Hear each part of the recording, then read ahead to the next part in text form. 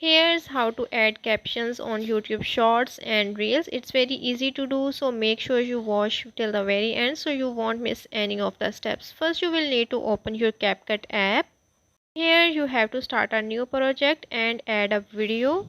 Then from the bottom menu you have to click on the text options, and then here you have to click on the automatic captions.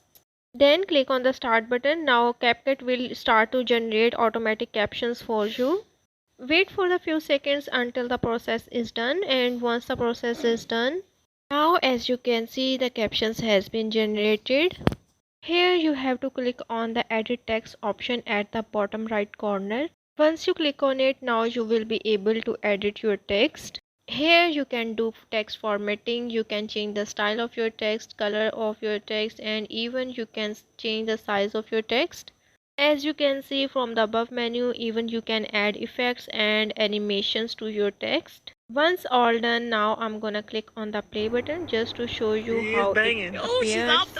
Now as you can see, it made my video fascinating. So this is how you can add captions to shorts and reels.